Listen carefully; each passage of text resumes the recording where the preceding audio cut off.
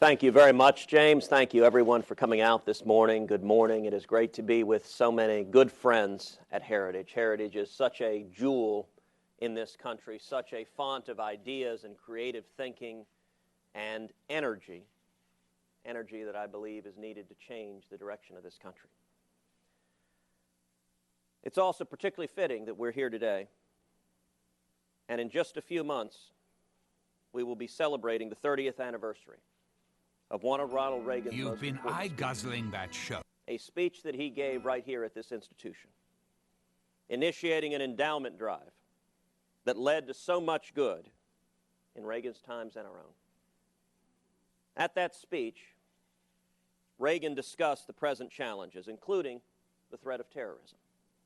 And in particular, he talked about the corrective that the U.S. Air Force had just sent to Colonel Gaddafi in Libya, encouraging him to give up terrorism.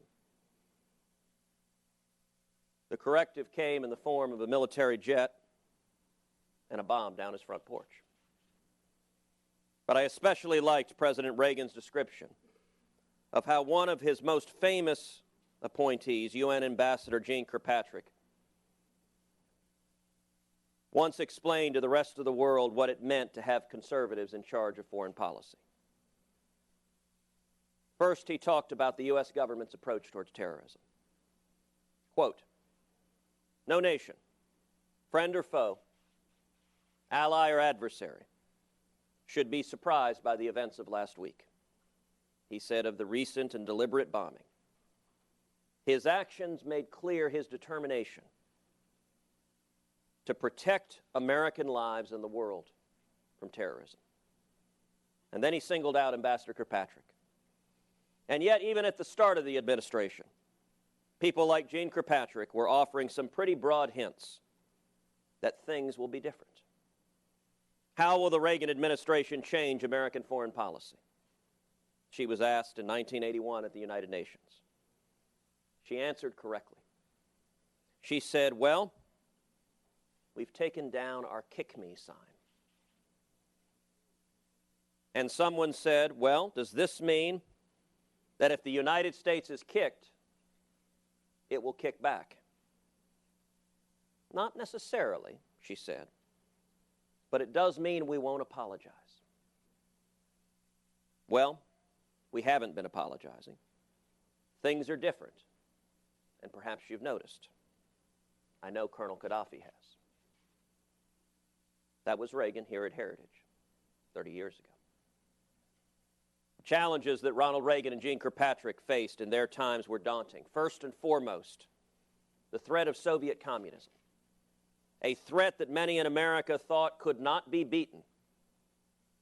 We were told that on an almost daily basis by elected officials, by academics, by those in the media. But with a focus, a determination, and an unshakable belief in the greatness of our exceptional nation, President Reagan won the Cold War. Today, we're once again facing challenging times, both at home and abroad. Again, we face an aggressive enemy whose goal is nothing less than the eradication of our very way of life. And there are many in this country who fear once again that we cannot defeat this enemy, that to even speak its name labels us bigots. It reminds me of that line from the movie The Usual Suspect. The greatest trick the devil ever played was to convince the world he didn't exist. It seems when it comes to President Obama and Hillary Clinton, radical Islamic terrorism is something that just doesn't exist. But the rest of us living on terra firma, living in the real world, are aware that it is real, it is growing, and it is profoundly dangerous. What America needs today is a moment of clarity. Our enemy is radical Islamic terrorism, and this is an enemy that can and will be defeated. As we enter the final year of the Obama administration, proof for all that there is indeed a God. There is little hope that this president will rise to the challenge, and a much greater likelihood that his successor will be dealing with an even more dangerous world than what we face today. Two key issues will demand the attention of our next president: keeping America safe at home and strong abroad. Ensuring both should be the basic responsibility and the first priority of any commander-in-chief. The recent terrorist attacks on Paris and San Bernardino have brought front and center the issue of radical Islamic terrorism. But the fact of the matter is that the problem has been festering unattended for the entire Obama administration. For President Obama, however, such issues are peripheral at best to his core progressive agenda, an agenda that appeases our enemies before actually defending the national security interest of our great country.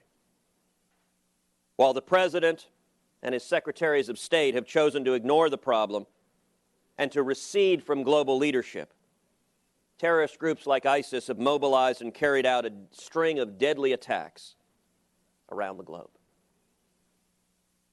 It is worth noting that the attack on San Bernardino has been called the deadliest terror attack on U.S. soil since 9/11. 14 innocent lives murdered. That depiction is actually incorrect. We've had one other terror attack on U.S. soil that took 14 lives. And it occurred in my home state of Texas at Fort Hood on November 9th, 2009. That likewise claimed 14 lives. The littlest victim, the unborn baby of Private Francesca Valdez, was brutally murdered along with her mother as Nadal Hassan shouted Allahu Akbar. The Obama administration responded to this unspeakable terrorist attack by labeling it workplace violence. One of the things I am most proud of my tenure in the Senate is introducing legislation in the Senate Armed Services Committee to mandate that the victims of the Fort Hood shooting receive the Purple Heart, and against the active opposition of the Obama Pentagon. I was very pleased to earn the support of both Democrats and Republicans on the Armed Services Committee. We passed that legislation into law in December, and in April of this year, finally the Purple Heart was awarded to those victims of terrorism.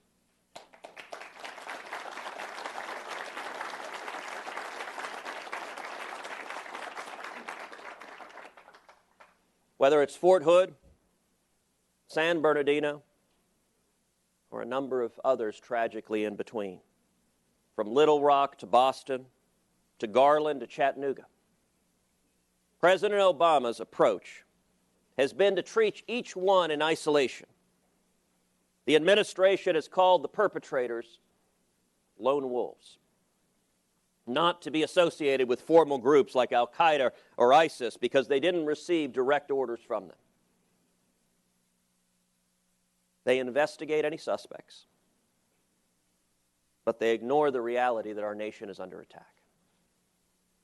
What America needs today, just as we needed in the late 1970s, is first a firm resolve to always protect Americans' freedom here at home, freedom that has made this the greatest nation on the face of the planet. But second, we need moral clarity that starts with defining the enemy. And third, we restore America's leadership in the world through a position of strength. How do we do that? First, we protect Americans' freedoms here at home. Americans no longer feel safe in their schools, their workplaces, their cities.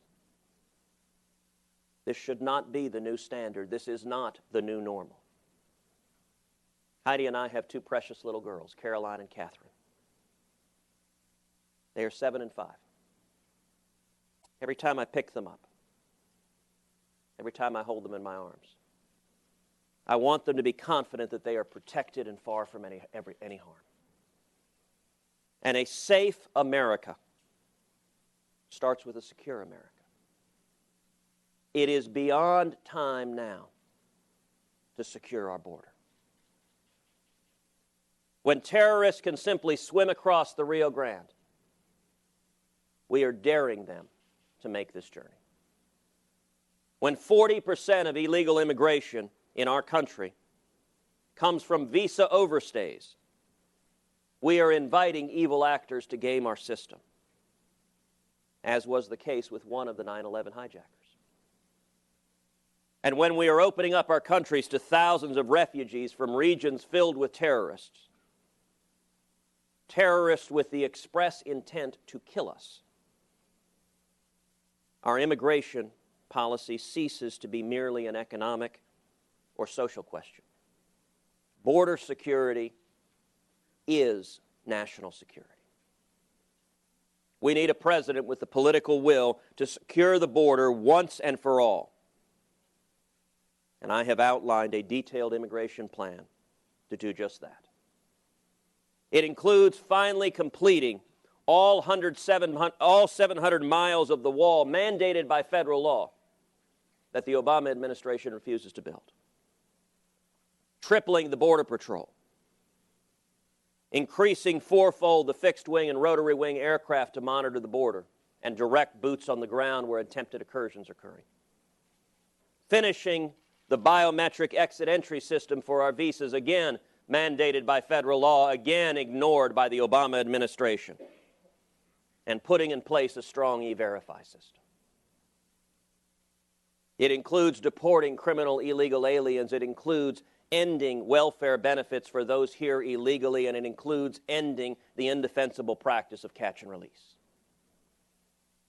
I've also introduced legislation in the Senate to halt our refugee program from those coming from terror-ridden countries, in Syria in particular. There is no question that the humanitarian disaster is horrific. Millions of people have been displaced by the savage violence. Millions are now living in camps that place severe strain on the resources of our allies. And it's natural that out of our generosity, we want to help stop that misery. And while the United States has been the largest donor to the refugee cause by a factor of 10, giving $1.2 billion of taxpayer funds, 10 times what any other nation has contributed, we cannot make the mistake of extending the same generosity to the extent of imperiling the safety and security of American citizens. The first obligation of the Commander-in-Chief is to protect the safety and security of the United States of America. Two recent episodes make clear the need for more vigilance. The first is the Paris attacks, which took 120 lives.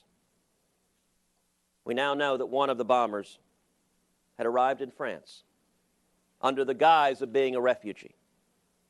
It only takes one in a sea of millions to destroy our safety and to take unknown numbers of innocent lives. The second instance is fresh in the minds and hearts of people across our country. Just over a week ago, a Muslim couple who had pledged their support to ISIS murdered 14 Americans in San Bernardino. The woman, Tashfeen Malik, came to this country on a fiancé visa. Her application should have set up any number of red flags, including a fake address in Pakistan that should have been fairly simple to track down. But they went unnoticed. Yesterday, FBI Director James Comey testified to Congress that the two terrorists had been in contact online before she came to the country and had discussed martyrdom and jihad. This appears not to be a love story between two young pious Muslims, but rather the deliberate infiltration by an enemy of America who came here to plot and carry out a terrorist attack on our citizens. This must stop. Now, I will also note, there are some on both the right and the left who want to exploit the current crisis by calling on Americans to surrender our constitutional liberties is the only way to ensure our safety. The Bill of Rights is altogether compatible with protecting the safety and security of American citizens. On the right, there are some who have called for resurrecting the government's bulk data collection that existed under the Patriot Act. More data from millions of law-abiding Americans is not always better data. Hoarding tens of billions of records of ordinary citizens, it didn't stop Fort Hood. It didn't stop Boston. It didn't stop Chattanooga. It didn't stop Garland. And it failed to detect the San Bernardino plot. When the focus of law enforcement and national security is on law-abiding citizens rather than targeting the bad guys, we miss the bad guys while violating the constitutional rights of American citizens. Instead, the bulk data program was emblematic of the bureaucratic tendency to gather more, not better, information, which gives government tremendous opportunity for abuse, as has been displayed powerfully by Lois Lerner's IRS. Like the fable of the scorpion and the frog, government will do what is in its nature: amass power at the expense of the people. This week, we commemorated the 74th anniversary of Pearl Harbor. Let it be a reminder that it is often not a lack of intelligence, but a lack of perception. I co-sponsored the USA Freedom Act to enable the intelligence community to find, prosecute, and kill the bad guys, while protecting ordinary citizens' privacy rights. Indeed, under the USA Freedom Act, intelligence capabilities are enhanced. Those are not my words. Those are the words of James Clapper, the Director of National Intelligence, as he told Congress this past May. Under the USA Freedom Act, investigators have more tools to target suspected terrorists, to access their phone records, to track down those with whom they've communicated. Under the old bulk data program, all of us were presumed guilty at the outset, and yet the universe of phone records that could be searched was materially smaller than the universe that can now be searched under the USA Freedom Act, that has expanded the number of phones that can be targeted, but requires first some evidence that the person's phone you're going after is actually connected with terrorism. We should not shy away from smarter policies that enhance our ability to target the bad guys while protecting the rights of law-abiding citizens. In addition to those voices on the right who are suggesting sweeping aside citizens' Fourth Amendment rights, there are voices on the left who are taking the same approach and want us to voluntarily surrender our Second Amendment rights. Both of these approaches are misguided. And chief among them going after the Second Amendment rights of law-abiding citizens is our president. With all due respect, the president has it exactly backwards. We don't stop the bad guys by giving away our guns. We stop the bad guys by using our guns. Let's be very clear. The Second Amendment is not the enemy. ISIS is. Radical Islamic terrorism is. Those who want to murder us are. As Joseph Story so rightly noted, the Second Amendment is the palladium of our liberties. These rights enabled an armed citizenry to defend themselves against evil actors, whether they be criminals or, as we are now seeing the threat increase, homegrown or migrant terrorists in our own cities. Rather than stripping ordinary citizens of their constitutional liberties, we should have instead a clear strategy to utterly defeat ISIS. And that brings me to my second point. In addition to protecting Americans here at home, the strategy to defeat the enemy begins by calling it by its name: radical Islamic terrorism. On Sunday, in the President's address to the nation, he made an interesting point. He said, quote, "For 7 years, I've confronted this evolving threat each morning in my intelligence briefing. And yet, though he says he understands this evolving threat each day, he's chosen not to deal with the reality. He's chosen not to confront the actual enemy. He's chosen not to call the attacks in Fort Hood or Little Rock or Boston or Chattanooga concerted acts of radical Islamic terrorism on our own citizens, our own mothers and fathers and sons and daughters and servicemen and women. We need to take off the blinders of political correctness that prevent us from seeing what is right in front of us. That enemy is radical Islamic terrorism, and it is trying to destroy our country and our way of life. In a Wall Street Journal column last week, Peggy Noonan wrote about the need for us to robustly defend our First Amendment right to free speech against the forces that are trying to shame us into silence. It's a topic for another speech. But in this context, it raises the specter that Americans will be labeled as bigots if they dare utter the word Islam in connection with a terrorist attack. Our president refuses to do so. In fact, he spent a significant portion of his Sunday address as an apologist for radical Islamic terrorism. And as his Attorney General, Loretta Lynch, told a gathering the day after the San Bernardino attack that her department would move to prosecute anyone whose, quote, anti-Muslim rhetoric, quote, edged towards violence. The day after a terror attack, 14 innocent lives snuffed away. We want a president and an attorney general who is standing up to defend this nation. Not an attorney general who decrees herself the speech police for any who dare speak out against this threat. As has been the case all too often in the Obama administration,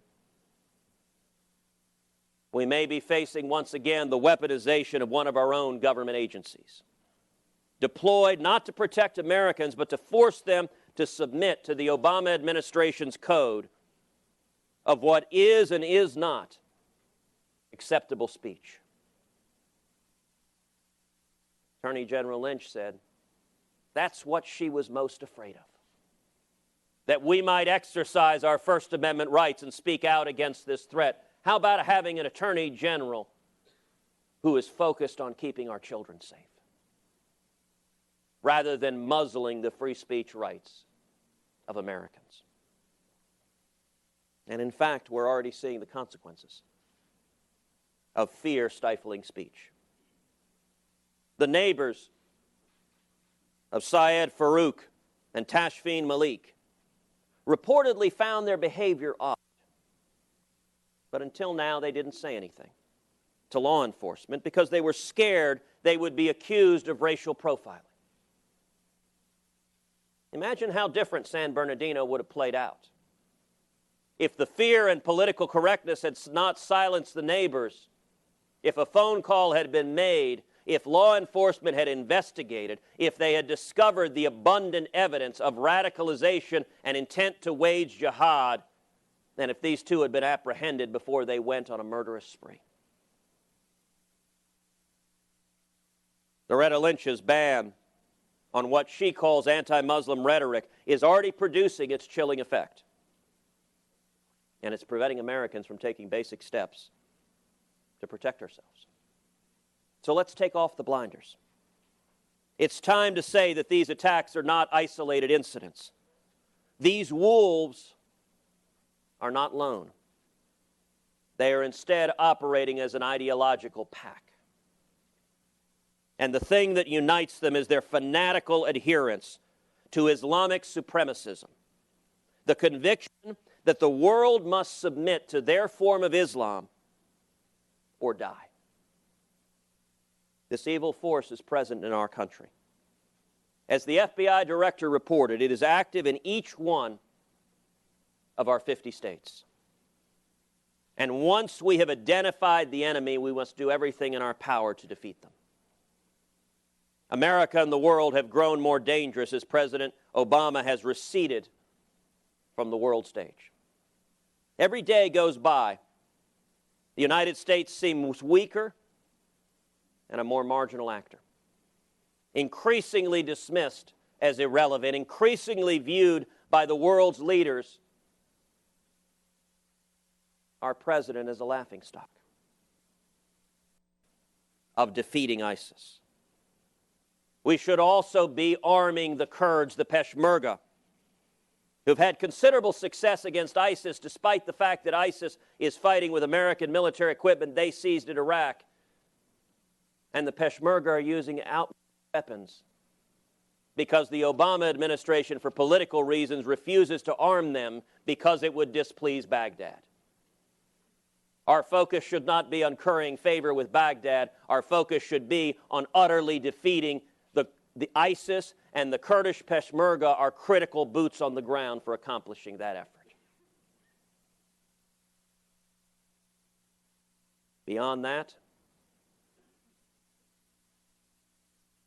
we should also include the Jordanian and Egyptian militaries, in which the United States has made significant investments in past decades. And then, above and beyond that, we should do whatever is necessary and required to defeat ISIS.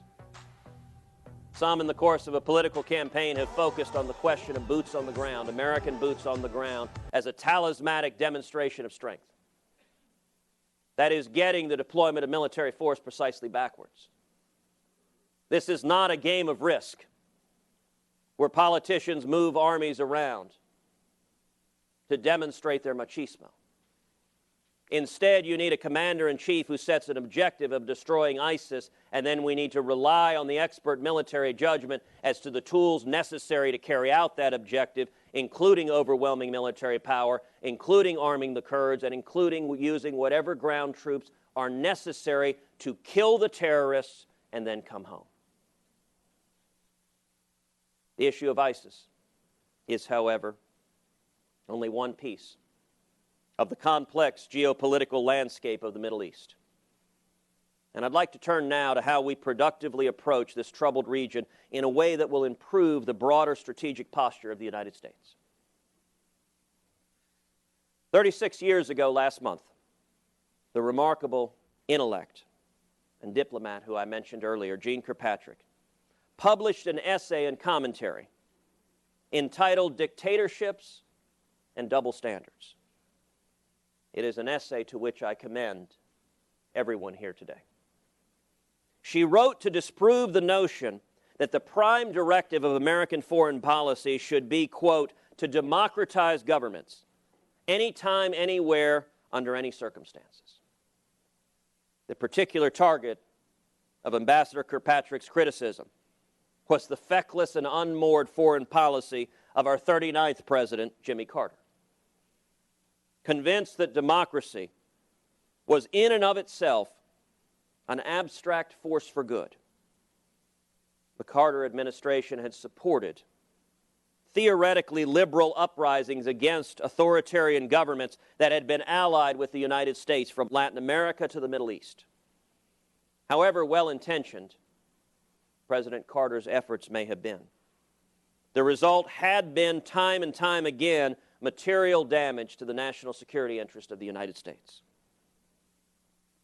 Dictatorships and double standards appeared the same month that the revolutionary leader of the Islamic Republic of Iran, the Ayatollah Khomeini, who seized power unopposed by the Carter administration, had gone on to take more than 50 hostages at the American embassy in Tehran.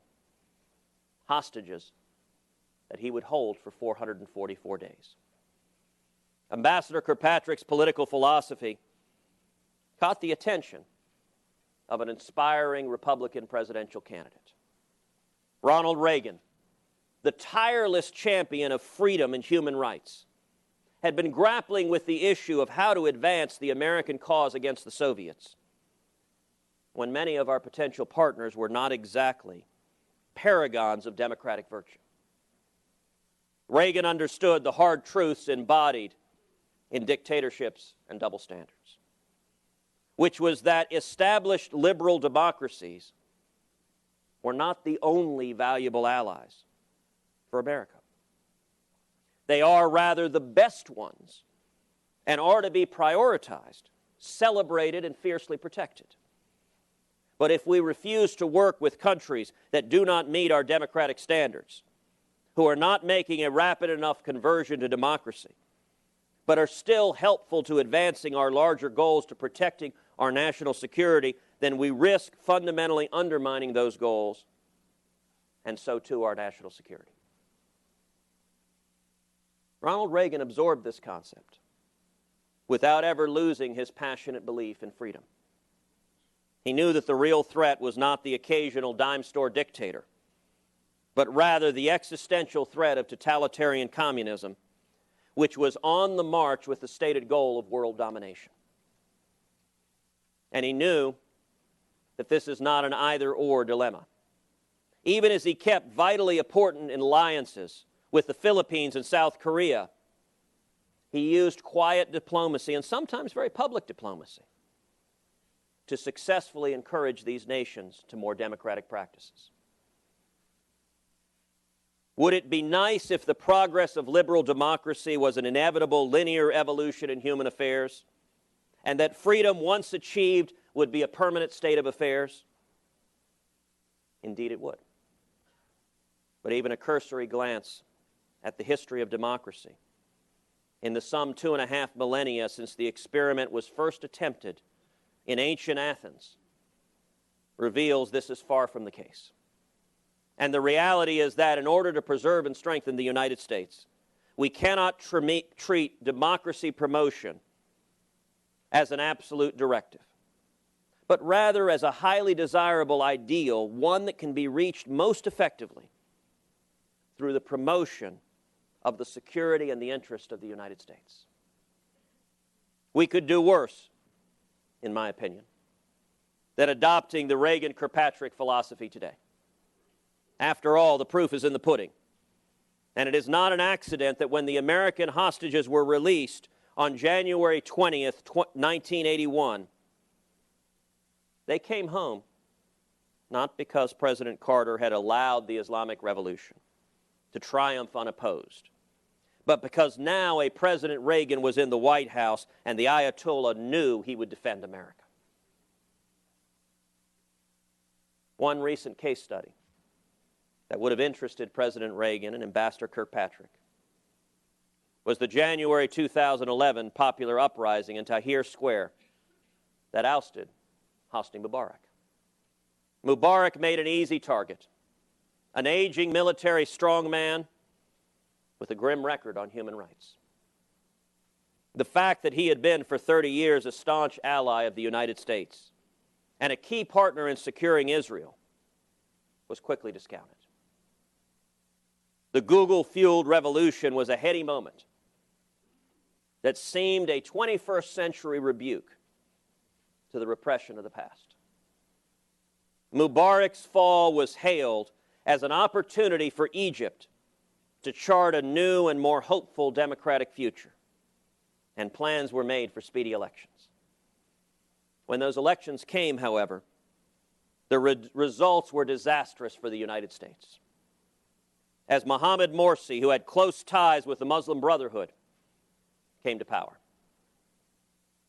But Barack Obama insisted that all that mattered was that Morsi was duly elected. And for that reason, the Egyptians should have to suffer under his brutal rule, even while he started to undermine American interests, destroy the Egyptian economy, and allow jihadists and weapons to flow from Libya into the Sinai.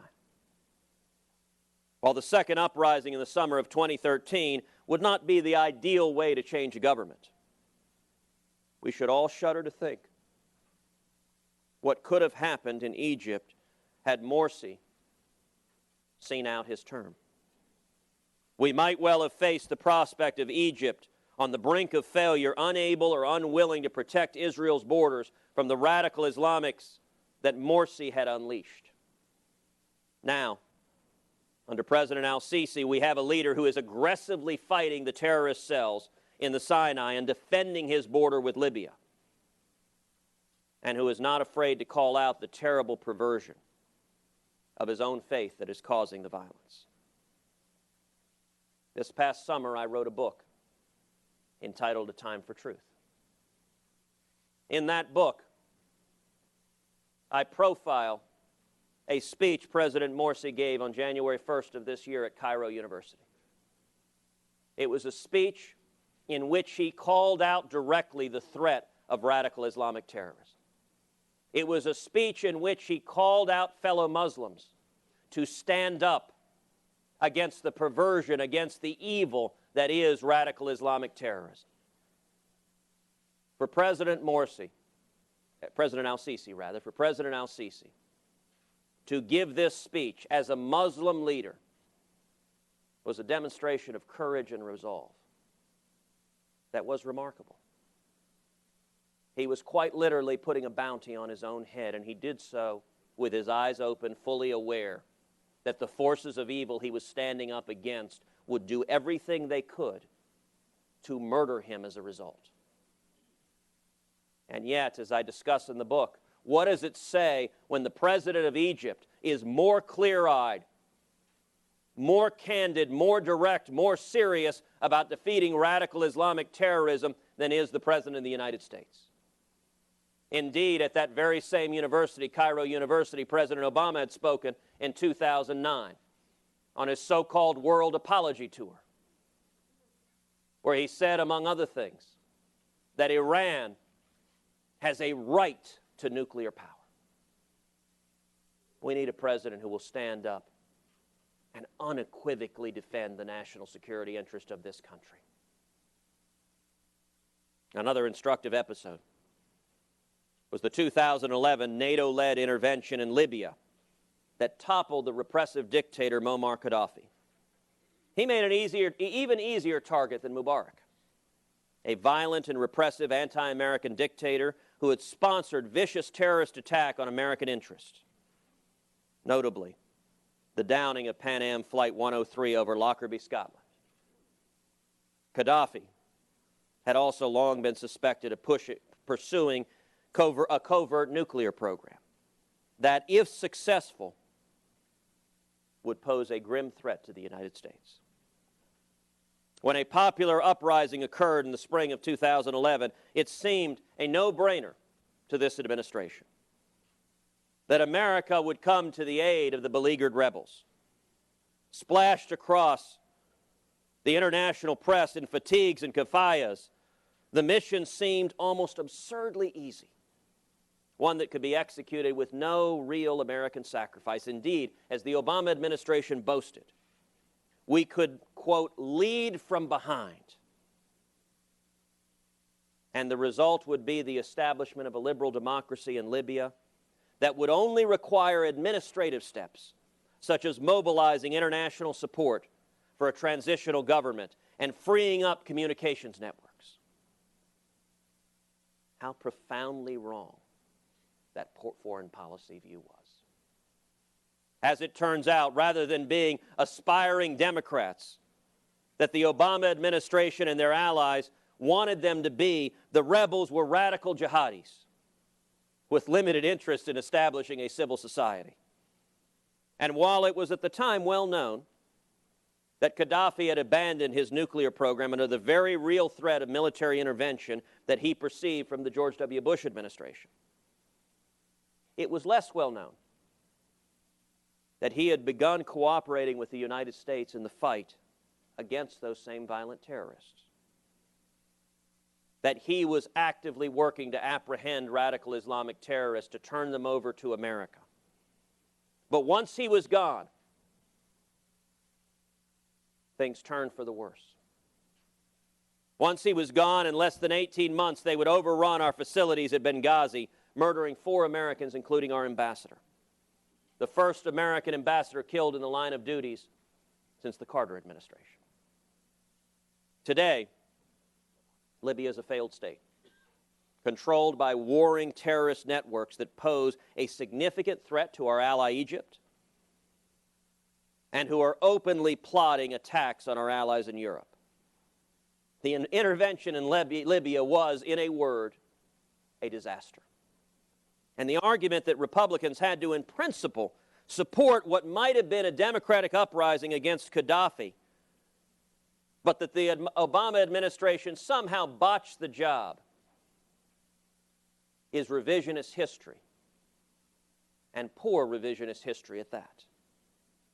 This took place in 2011 after the president's Cairo speech, the Russian reset, and the canceling of the missile defense batteries in Poland and the Czech Republic.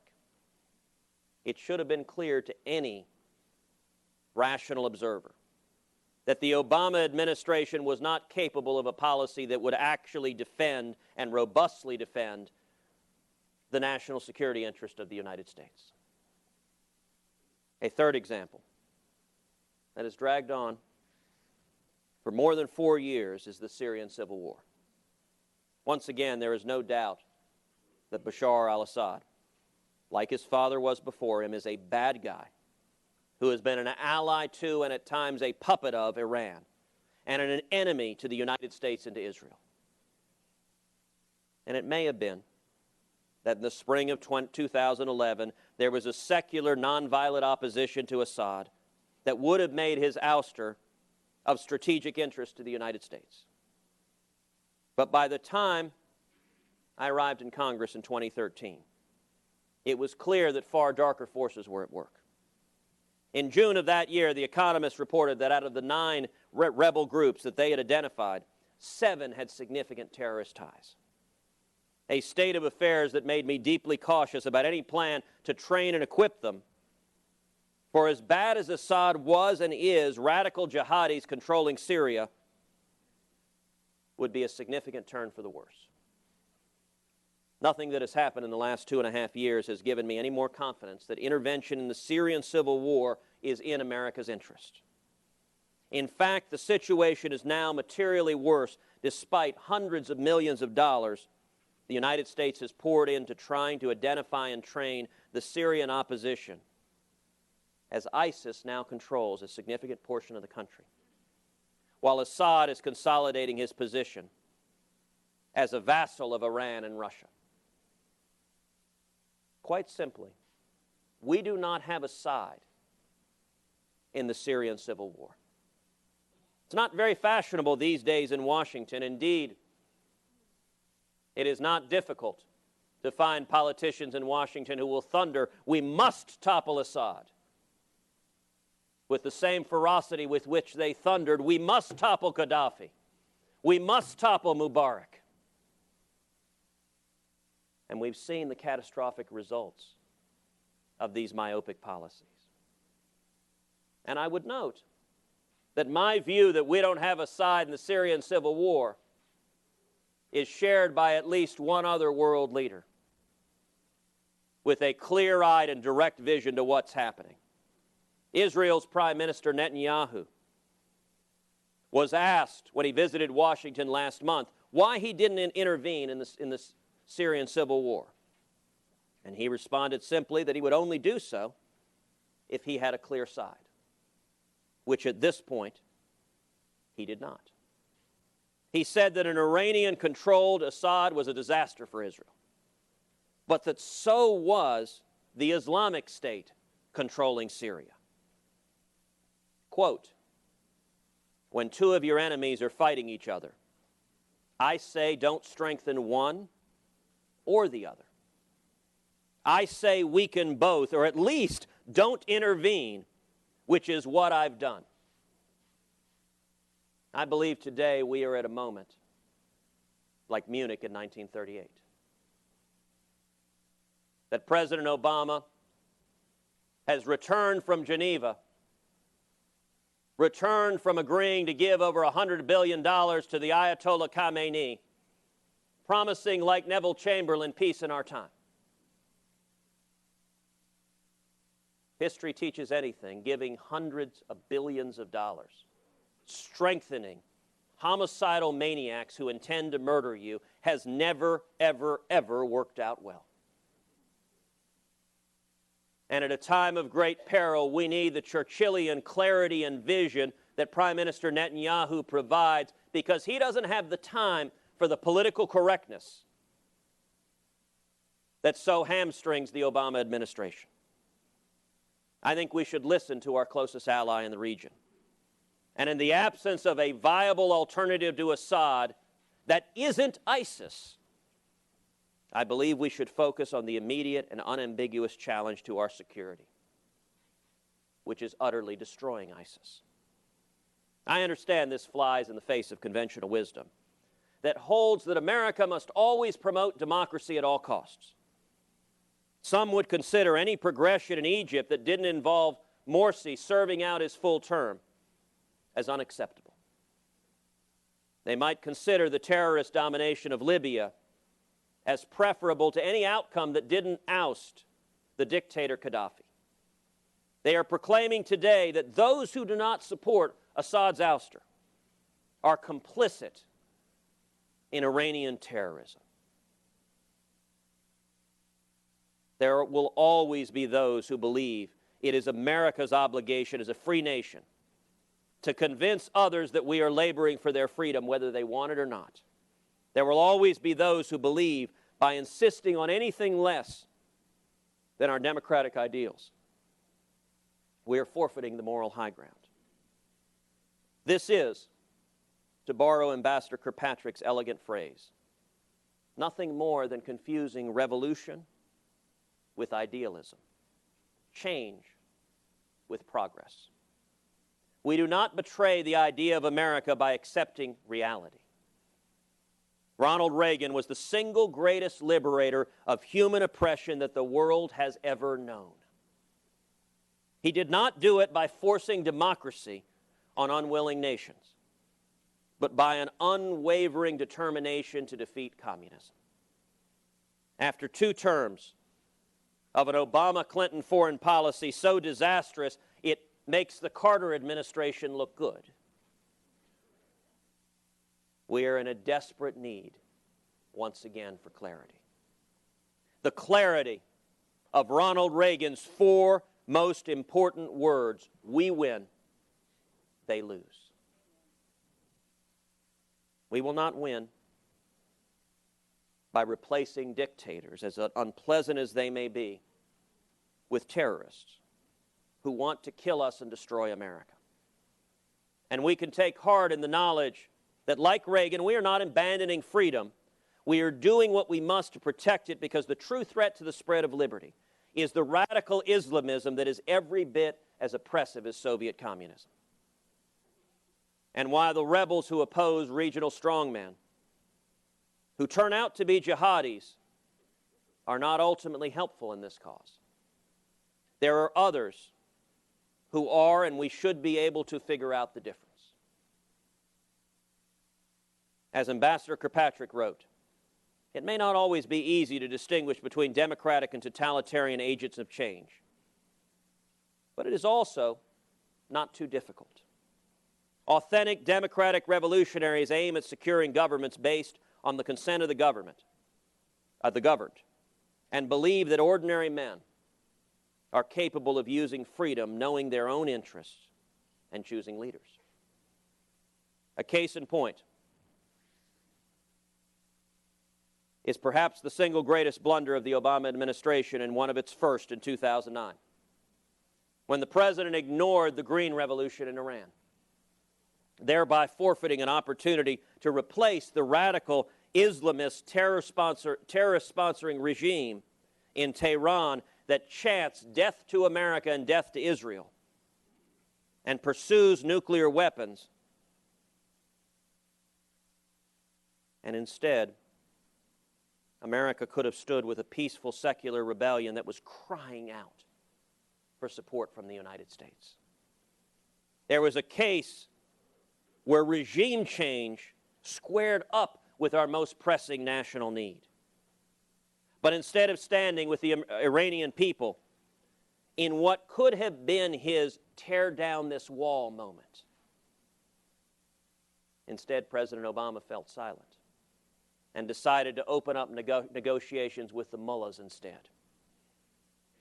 So while the paroxysms of the so-called Arab Spring did not produce a wave of flowering democracies in the Middle East, but rather a tsunami of chaos and unrest, including a new and even more virulent strain of radical Islamic terrorism, most sensationally embodied by ISIS. There may be future such opportunities that the next president should not squander. We can lead by example and demonstrate the positive effects of democracy.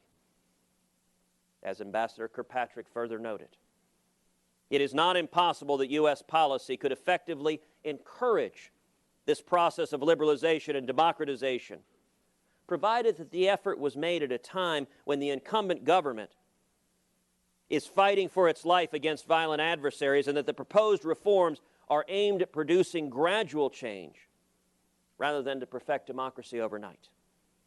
To accomplish this, policymakers are needed who understand how actual democracies have actually come into being.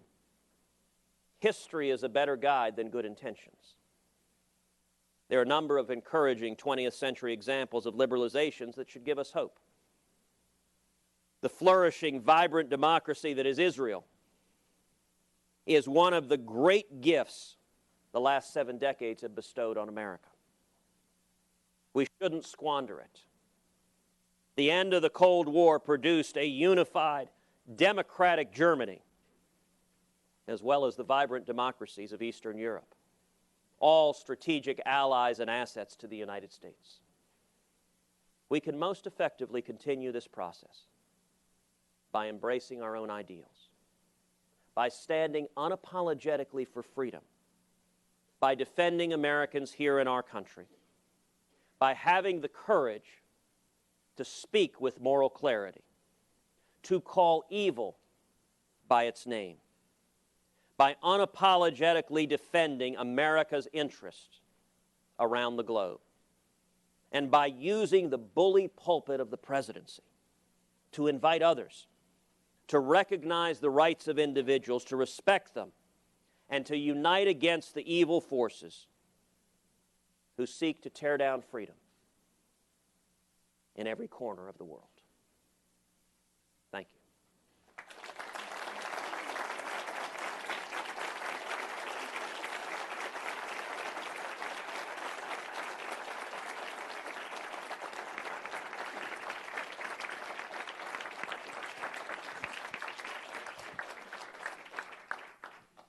Morning, Senator. Here. Oh. You spoke about Prime Minister Netanyahu. One of your hands-on foreign policy experiences was traveling to Israel and meeting with him. I'm wondering why you wanted to meet with him and what you got out of the meeting. And then second, you're being quoted by the New York Times today as in a private fundraiser yesterday in New York, speaking about 2 of your opponents for the race, Donald Trump, Ben Carson, specifically about them, and with the prospect of their controlling nuclear weapons. The Times says you said it was a question of judgment, and then you said, quote, that is a question that is a challenging question for both of them. Did you say that? And if you did, what did you mean by it? Well, let's start with the first question, Mark. You are right. In the time I've served in the Senate, I've traveled 3 times to the nation of Israel. I have met with Prime Minister Netanyahu multiple times, both in Israel and here in America. And he is a leader who understands full well the threats that are facing both his nation but also facing America. He's a leader who has a clarity of vision that I think this nation desperately needs. And I will say one of the most shameful aspects of the Obama administration has been the deplorable treatment of the nation of Israel that culminated in a moment that would have been disbelieved if I had suggested it years earlier. If I had suggested years back that the elected Prime Minister of Israel would come to America, would address a joint session of Congress, and he would be boycotted by the President of the United States, the Vice President of the United States, and every member of the Cabinet, that would have been dismissed by members of the media as ridiculous, something that would never happen, yet it shows just how bad American foreign policy has gotten towards Israel, just how unwilling President Obama and the Obama administration has been to stand by our closest ally in the Middle East. And that is something that will change if I'm elected president.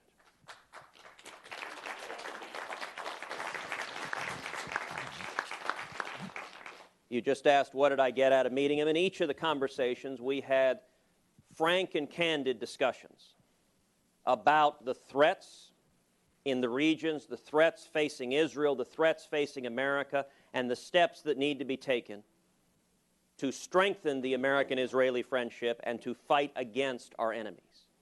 And so in each instance, we talked about the immediate developments. We had significant discussions about Syria. We've had significant discussions about Iran. We've had significant discussions about radical Islamic terrorism. Those have dominated most of the discussions.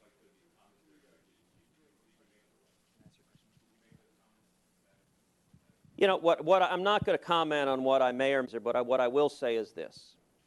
The course of a presidential election, the voters are going to make a decision about every candidate, and ultimately the decision is who has the right judgment, experience, and judgment to serve as commander-in-chief. And every one of us who is running is being assessed by the voters under that metric.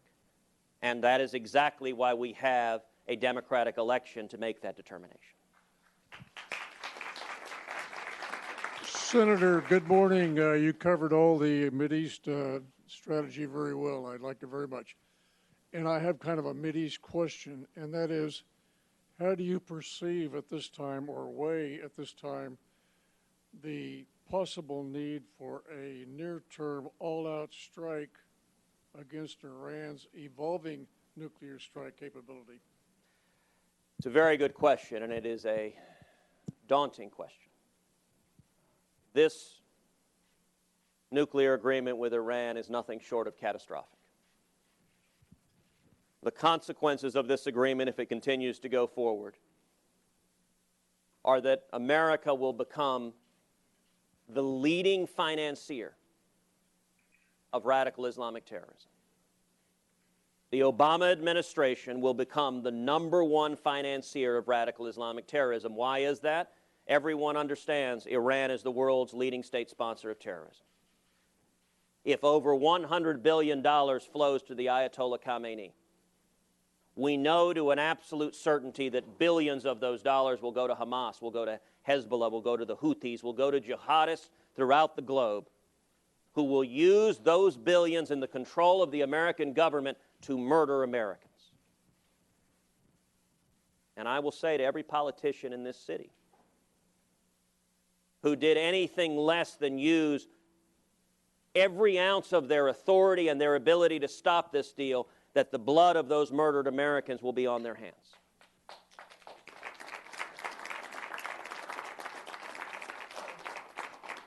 Now, if we fast forward to January 2017, I believe this Iranian nuclear deal will accelerate Iran's acquiring nuclear weapons.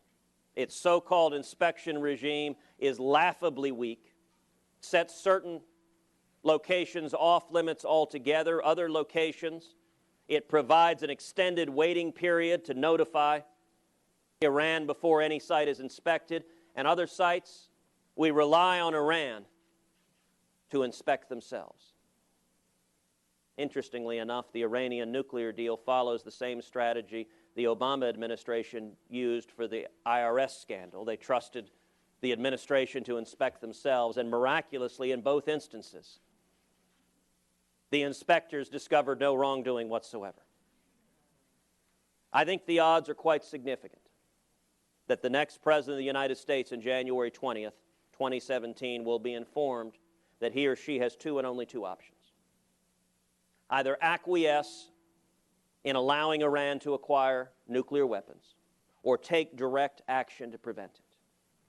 And in my view, this general election poses a very simple and clear choice. I cannot wait to stand on the debate stage with Hillary Clinton.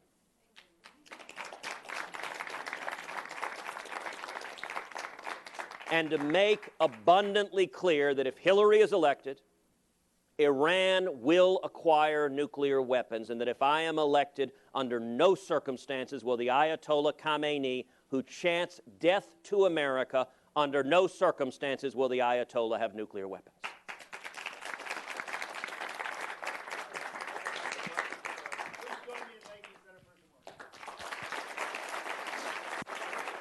Thank you very much.